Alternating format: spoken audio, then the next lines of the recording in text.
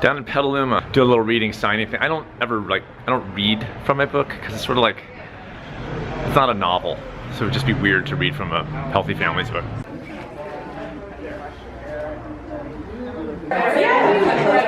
Really is propaganda.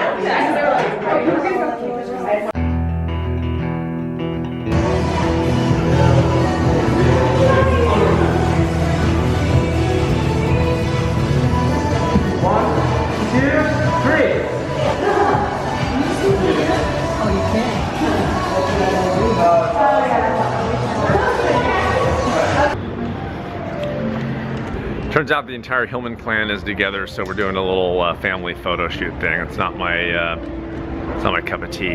But you know what? Tea's not my cup of tea. Everyone know what they want?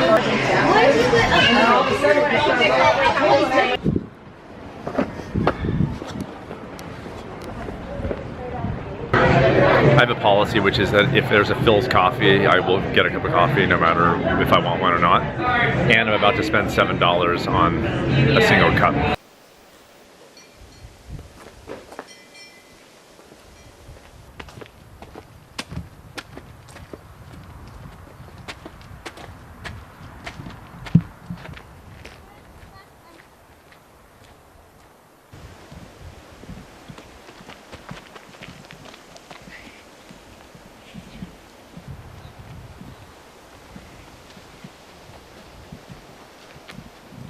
Here, let me get out of here.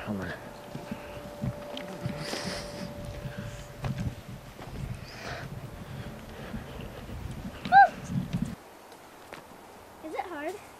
Well, you try not to hold on to the thing as much as you can, not hold on to this thing.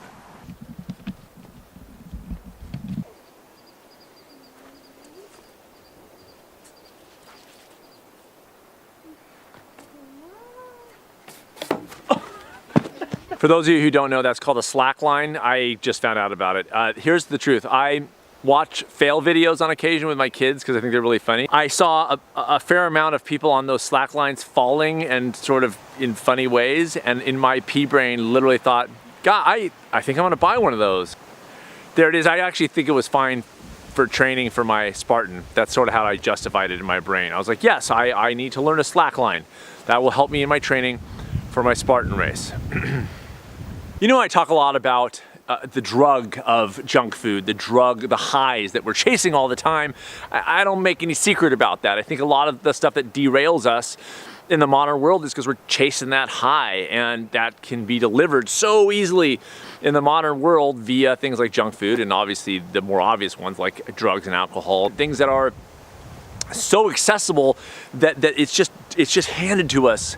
And so our design is like, oh, I might as well take that instead of doing the harder work of making myself feel better most of the time. But there's a lot more effort associated with that than just being handed a Big Mac. But the thing is, it's like, I kind of feel like it's a growing up process in the way that we tackle our health and happiness. There's this thing of like, you know, you're a kid and you have a crush and it's just that excitement.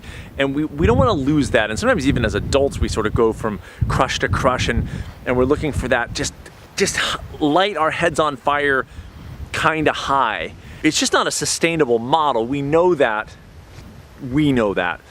And yet we keep chasing it. And I think there's a growing up process that at some point after the 10th yo-yo diet, of all the excitement that comes around yo-yo dieting. Oh my gosh, I'm gonna lose all this weight, it's so great. And everyone tells you how great you look during that 21 days, and then you gain the weight back. But at some point, I think we need to grow the fuck up and be like, okay, I'm not doing this anymore. I'm an adult. I'm gonna eat like an adult. I'm gonna move my body like an adult. I'm not gonna chase that much of a high. I'm just gonna do what it takes to live a good life and a deeper existence. And I think that's really what comes into play in the health and happiness realm. Is we succeed when we say, you know what, I'm not doing this thing anymore. I want to go deeper. I want to be more fulfilled. I want to go under the surface all these things that are delivered to us, these quick fix models, are surface, they're shallow, they're not deep. It takes more work to go deep, to be sure, with our relationships, with the way that we feed our bodies. Yeah, sure, it takes more work, but the payoff's huge because that is that deeper thing. And I think when we say, you know what, it's time for me to be an adult about this, there's that sort of acceptance that this is about approaching our lives maturely.